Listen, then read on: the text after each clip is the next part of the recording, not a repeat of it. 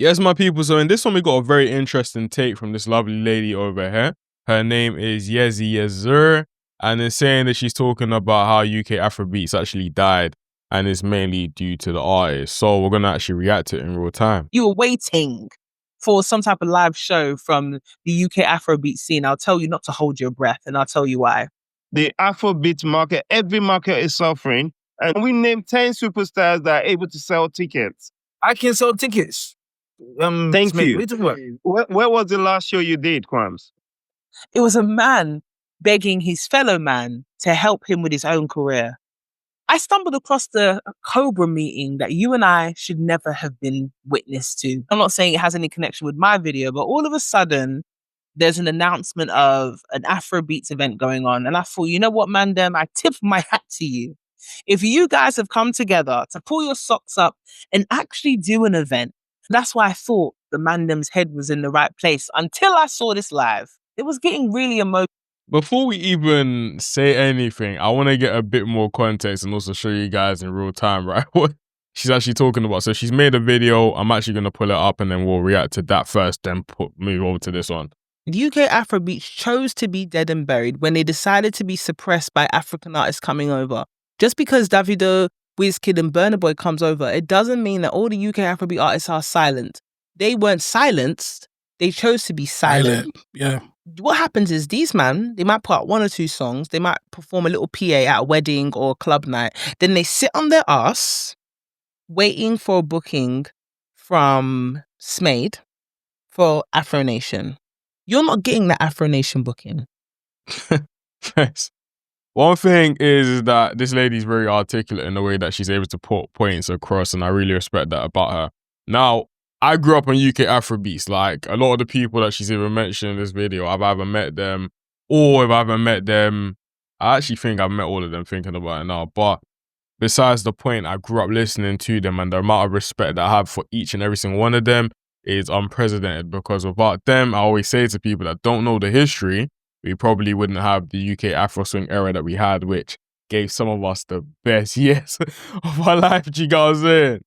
But the thing is, we need to understand and call a spade, especially if we're in the game of honesty and actually offering value wherever we can by, again, being honest and giving constructive criticism.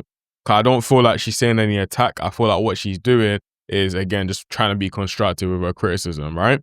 So in terms of, you know, what she's saying right now, I think her main point is the fact that a lot of UK Afrobeat artists, the biggest reason why the scene kind of died was the fact that they were reactive rather than proactive. When you look at other scenes and what them man have actually done to, you know, push the scene forward, and if you look at people that have longevity, let's say a Skepta, for example, this guy is still in the game because every single year he reinvents himself. He figures out different ways to reinvent himself and to keep on repositioning himself in the market as an OG, but also tapping in with the younger generation as well, also tapping in internationally, etc. to now a point where Skepta can, like, he's never going to go away. You know what I mean? Unless he's like, you know what, guys, I'm retiring that right now. But it's very rare for us to find artists like that because a lot of people don't have the mindset, the talent, and also the willingness to stay on top of it and actually be proactive rather than reactive as well. And I feel like that's actually what affected UK Afrobeats, if we're being very real. Like, I wasn't old enough to even experience the whole shows and but I'm very, very surprised that, you know, now that we have platforms and, you know, TikTok and Instagram, etc., that these guys aren't actually trying to throw some sort of events and being like, you know what, cool. Maybe we're not getting the Afro Nations, maybe we're not getting, you know, all these other type of events, but at least we can do something for our core fan base. Because I'll literally give you guys a real life example. Literally 2-3 days ago, I was at a music event, right? There was, off the top of my head, there must have been at least like 150 or 200 people in the room, roughly. I was inside the crowd. Like, I didn't want to go backstage. I wanted to enjoy it from, like, as a fan. Like, me, when I go to concerts, I like to enjoy it as a fan. I'm not on this old bougie thing. I don't like it personally. But in saying that, yeah, when all these old school bangers were coming in, when we say old school bangers, people automatically think we're talking like J Hus, Them Boy Pagan, or maybe like a Fine Wine from, you know, Kojo Funds and also Young Bane. But we're talking even before that. We're talking like the likes of Sona. We're talking about the likes of like Quams and Flavor, etc. We're talking about like Timbo, for example. Bro, they really hear my ringtone. You're mad. Do you get what I'm saying? When these tunes came on, oh my days, the whole place shook up. I was like, let's go. Do you know what I'm saying? So there, and the thing is, when I'm saying the whole room shook up as well, yeah, I had people there that were probably, 20, 27, 8-ish. But a lot of people were also like, I'll say like 20. Do you know what I mean? 19, 20 as well. Do you know what I'm saying? Just from gauging people's ages. So it's not as if though, because they were thinking about it, this whole era was like maybe 8, 10 years ago. So how would these guys have been able to experience what us would experience? It's because the music transcended and maybe their older sibling or their whatever was playing it around them, etc. And it just kept on, bubbling through. That's how music works, you know what I'm saying? It's similar to how us, man, well, I wasn't there in the 90s, but if you put in the 90s record or even the 80s record, depending on the 80s, bro, man's can't getting jiggy, you know what I'm saying? So the music transcended. It transcended because it's great. But what didn't transcend was the work ethic that was needed to sustain the genres. And when people ask why genres die, to be honest, what she said within 30 seconds of speaking is a big part of that. But let's carry on and actually understand further what she's saying before we go into the main video. You're not getting it. You're not getting the Glastonbury small stages. You're not even getting the BBC introducing stage. But you're sat there, cup in hand, like Oliver Twist, waiting for somebody to give you this opportunity. It's not going to happen. But you know what you can do? Mm-hmm. There are so many venues where you tell people, oh, you lot want a song. You want a show. Get 5 of you, man, together. Exactly. Get a couple opening acts. And no one's saying you got to do O2 Academy. Okay? There's Hoxton too as well. Hoxton. In them sides, yeah. You can get smaller venues. Exactly. Pack it out. 2 nights. Get yourself a young Friday night, Saturday night. Put on a show. You man eat. Because you man aren't eating. Gone are the days where you lot could do your tours around the Midlands of certain university campuses. They ain't checking for you man anymore. No, it's real. It's real. It's real. And I think the biggest thing is what I actually posted a TikTok and a reel today talking about ego. Like ego is the biggest thing that stops us in the music industry. And I had a lot of big artists actually like it and engage with it, which is very refreshing. And it's funny, the ones that actually liked it and engaged with it, like these guys are actually popping the game. Do you know what I mean? So, anyways, I was talking about how ego is a big thing within the industry and within our culture as well. Because for you to go from being like the latest into now having to rebuild from scratch again is very interesting. And again, you got to realize that a lot of people, besides, the greatest, let's say, all the people that are at the top right now, or maybe in the top 10, maybe the top 20 in the UK, these guys had the moments where they were going through university campuses and doing rounds like that. My boy was actually telling me the other day how like he and a couple people around, like they were booking J Hus for, I can't even name the prices, you know what I mean? But they were booking people like J Hus, the Kojos, etc. Or even before that, the people like, the Sonas, etc. Back then, for, I'm not going to say the prices anyway, but for some interested prices, I was like, what? What? You know what I'm saying? And these were when they had crazy rhythms, but you also got to realize that was before the whole label thing happened where the label just started dumping millions into the whole space and into the infrastructure. And building infrastructure around the community and the space. So, yeah, these guys had a foundation because they built with the uni lot and they actually were able to capture a bunch of people that were all in the same vibe. So by the time they now blew into, becoming mega superstars, it's like they already had the foundation. Then we had the middle gap. We had like the bit where people would just make a song on, this is before TikTok anyways, they'll make a song, put on IG, put on I'm Just Bit or whatever it is. And then they'll just take off like that. So they didn't have the opportunity to actually build a foundation. So they went they skipped all the steps and went all the way to the top. And then all of a sudden now it's wireless, now it's all these big venues and now they get into the big bag. But what ends up happening is that because you're getting to the big bag so quick and you have no foundation, etc., it's very hard for you to even understand how to even navigate, the big shows, let alone the small shows, number one. Number two, when you get from the big shows, which is your foundation, right, quote unquote, and you're having to humble yourself and basically come here and rebuild again and rebuild that infrastructure, you're thinking in your head, nah, that's dead, bro. Do you get what I'm saying? But I always say, like, we have very, very big artists, you know, from overseas, what do they do? Even them lot, you know, so an artist like Rema, for example, right? Or even an artist like Burn. I'll use Rema. Let's use Rema as an example in Afrobeats. From his first ever song was a global hit, you know, Dumebi, right? But if you look at what his camp did, and I just want to make this like a one take type of video, but again, comment down below if you want me, if you prefer like my edited type styles where I use like different excerpts and actually show you footage and But Rema, when he was actually coming up, you don't realize that this guy, they actually made him start to do university kind of tours around, right? So it's even there's bare footage on YouTube, etc. Because I'm a Rema fan, bro. Like his recent stuff. And that concert that he did in London where he's just there, just screaming in a circle, I was like, nah, I left early, bro. I'm not on that. But I've been a Rema fan from like day one, bro. Guys, I don't want to play it before I get a bloody copyright strike here. But when I saw this video for Iron Man, I was like, oh my days, this guy is cold, bro. Because they released Iron Man and they released the entire EP, I believe, on the same day as the video. I literally remember it. I was literally in my room.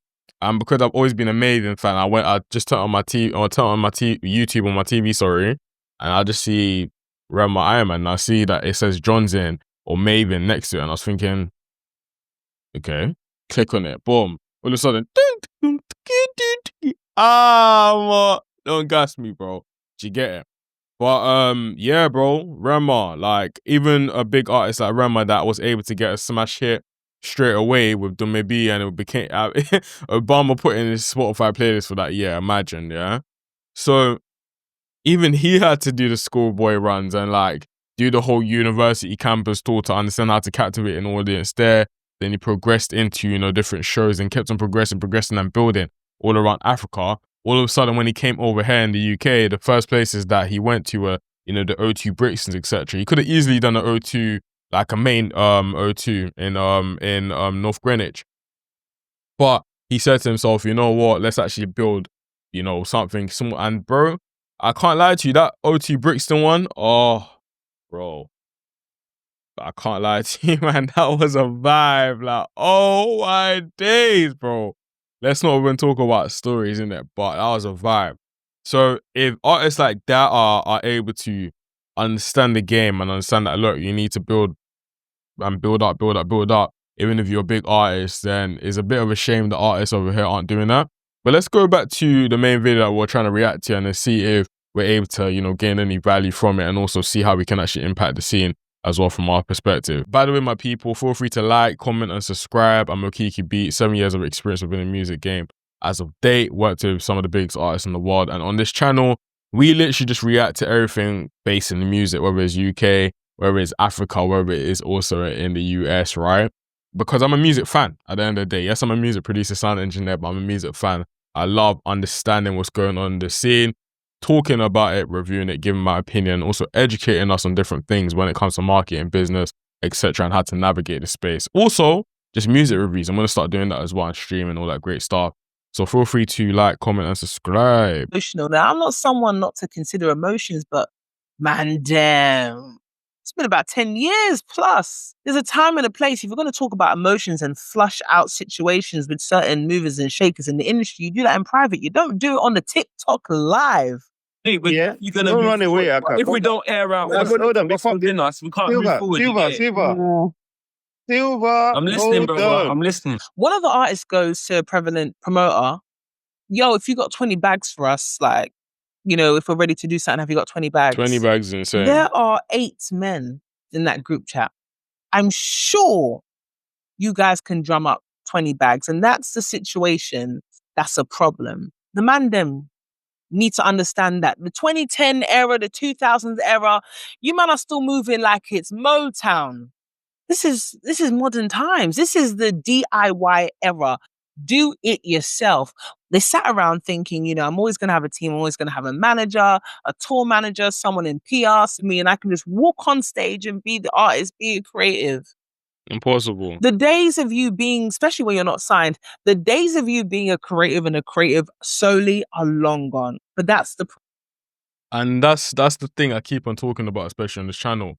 I think that's my biggest message, is even why like I created this channel as well, just to show people that, look, in this game, and is in every single business and every single industry as well, the days of you being like a specialist is kind of gone, in my opinion, and it's very risky to do that because, you know, we just don't have it anymore. Do you know what I mean? It's gonna take too long to master a skill. It's gonna take a big risk as well, because let's say, for example, if I don't know, as a producer, right? I say, cool, I'm only going to be a producer. I'm only going to make beats from my bedroom, but I don't understand how to create content. I don't understand how to market. I don't know how to, you know, maybe DJ or do all these different type of things, and you're restricted, and you end up becoming like all these producers online complaining whenever another producer tries something new, and then, you know, they make more money than you. Or producers that clown, for example, streamers like, you know, I used to even think Flatboy Matt's a streamer, but he's a rapper, but, or AI. Do you know what I mean? People will clown him because they assume that he's an engineer, etc., but he's actually a rapper. Do you get what I'm saying? For trying something new, doing all these great things, that's what people clown them on, because they don't want to do it themselves. Now, the days of you doing that is long gone, and it's so crazy because I remember coming in the game, I would see people like Ryan Leslie talk about this stuff from like 2004, bro.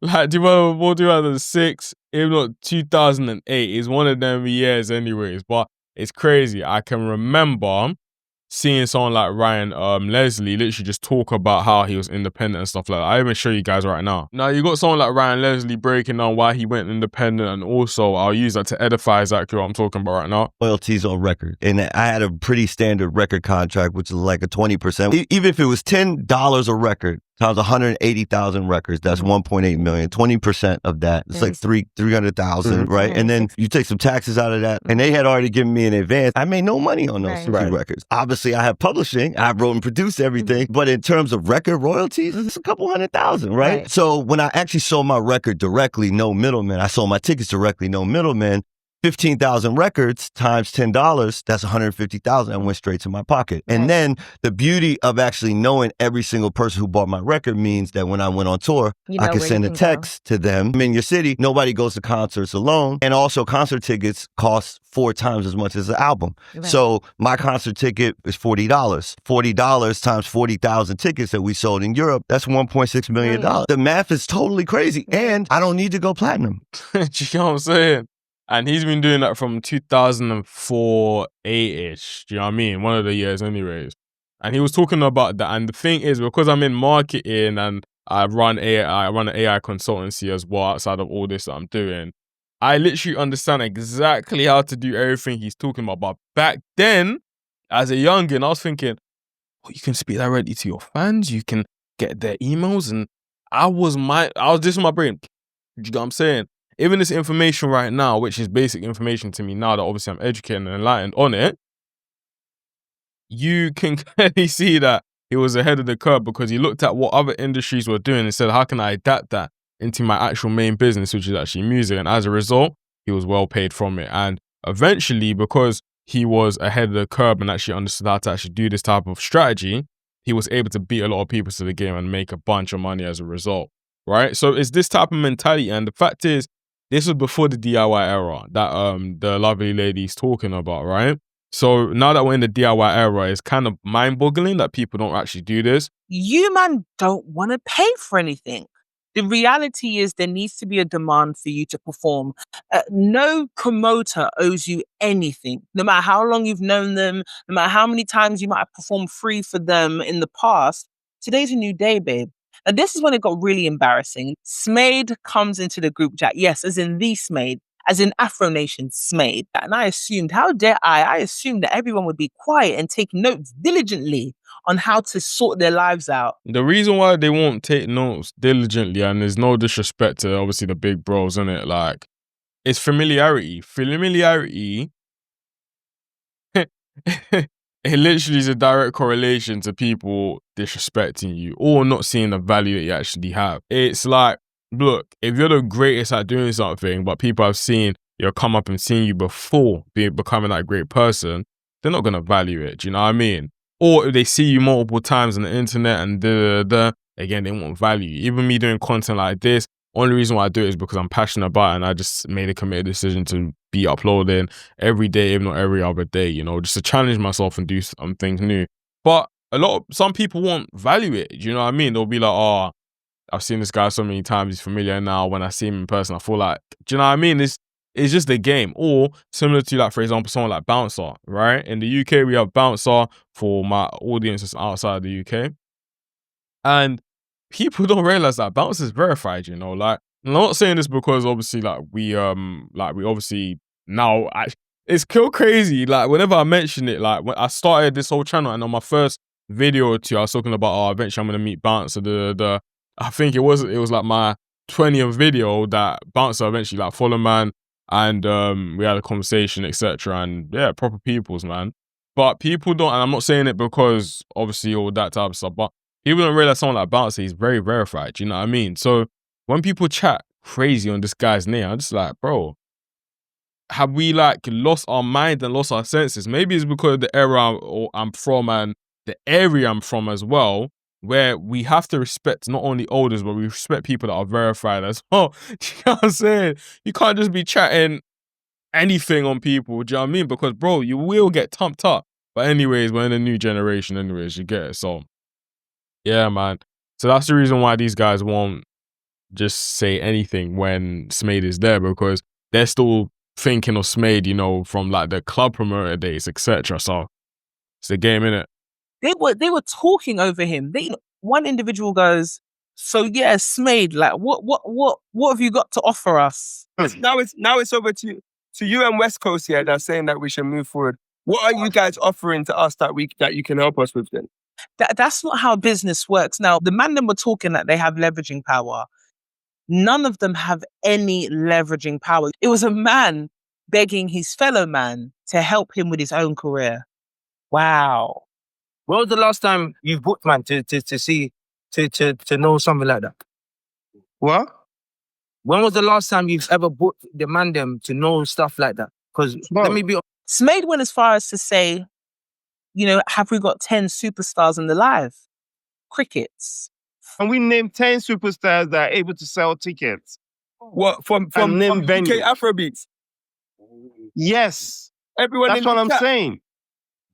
Look, What bro, did you say? be serious, question? bro. Everyone in What's the this chat, question? can we name 10 people that are able to sell tickets? You'd be surprised, bro. Hold on. Then someone said, oh, you know, we got 10 superstars. Superstars sell out arenas. Yeah? O2 Arena, Wembley Arena. That's what he means when he's talking about superstars. He's talking about stadiums. Fam, it's just starting to see what I'm saying. Like, sometimes is mind boggling, but it's like, it's ego, bro. It's what I'm literally just saying, it's ego. Guys are forgetting that even someone as big as Wizkid, bro. Wizkid that used to be the face of Africa at one point, bro. There was a concert that I believe was like 2 years ago now. It must have been 2 years. It must have been 2 years, yeah. 2 years ago that he did in Tottenham. Because Burna Boy did a concert, I believe, in West Ham Stadium or whatever, and he sold that out. Then Wizkid then did a show in Tottenham, which was more capacity. And when I was there, bro, like it wasn't sold out. Like, I know obviously Wizkid, cause I'm a Wizkid fan, bro. Do you get it? But I know Wizkid FC and people that are looking outside in and looking at the content, they'll think, okay, like it was sold out, but it wasn't sold out. Do you know what I mean? And the performance, I've seen Wizkid before multiple times, and wasn't necessarily the greatest performance either. Do you get what I'm saying? So if someone as big as Wizkid is not selling out arenas, and even if we go, past like name dropping someone like Wizkid, if we go into like the American scene, etc., and look at people with millions of streams and if they're struggling to sell out arenas and they are actually superstars, so Wizkid is a superstar. Respectfully, big bros, what are we talking about here? Like, it's ego, bro. It's ego. No one on the set list right here can sell out an O2. Do you know what I mean? Like, if everyone came together maybe you can do like an O2 Brixton, for example. Obviously, outside of like the politics and of areas and stuff like that. Maybe you can do like an O2 Brixton, but an O2 North Greenwich, unless it has that mad promo and then some like it's a once in a lifetime like Afrobeat all-star type of event, which is a great idea, right? It's like, bro, I don't see it happening, man. In the thousands, tens of thousands. And they opened their mouths to say yes. Then Smade asked one of the individuals, when's the last time you did a show? I don't think I've caught secondhand embarrassment as hard as I did at that moment. I can sell tickets. Thank Smade, you. What are you talking about? Where was the last show you did, Kwams? Where? What do you mean? Like in London? Where was the last show you did, and how many tickets did you sell, and what venue? Last show I did. Please answer me. What's the favor I haven't performed? Yeah, I'm thinking, bro. No, you didn't have to think, bro. No, because I do have to think because I've stopped performing. Because we all know the answers. My thing is that I hope they were enlightened by that moment to say, you know what, as much as we have done things in the past, you're as good as your last move. What makes sense is that when you've got one of the biggest Afrobeat promoters in a live chat sat with you, because people like this, their time is money. That was a consultancy fee they really should have paid. Smade, you should bill them, if anything. I mean, the man's not Santa Claus, but the way they were going on, it was like he had everything. And they were basically saying, why can't you help me? He doesn't have to help you. He can help you if it's in his best interest, but to just continuously help something or pour money into a sinking ship, that's not good business. Shout out to her, man. Very accurate take. And obviously, I've given my opinion. There's actually nothing I can add outside of that. Do you know what I'm saying? So, my people, them, I appreciate you locking in with me and watching this video. Comment down below if you enjoyed this or what your take is, how we can improve the UK Afrobeat scene, because the younger lot, they're now on this Afro swing wave. You know, we have people like Jeds, etc. You have people like Guams, etc. My people, them. So, they're coming up and they're doing their thing, right? So, we need to make sure that we're not making the same mistakes that the older generation have made, and how we can also progress the scene so that we just keep on pushing and pushing and pushing. And these guys actually start making, you know, into the 6 figures and eventually 7 figures, God willing, as well. So my people, then I'll catch you tomorrow, and yeah, peace.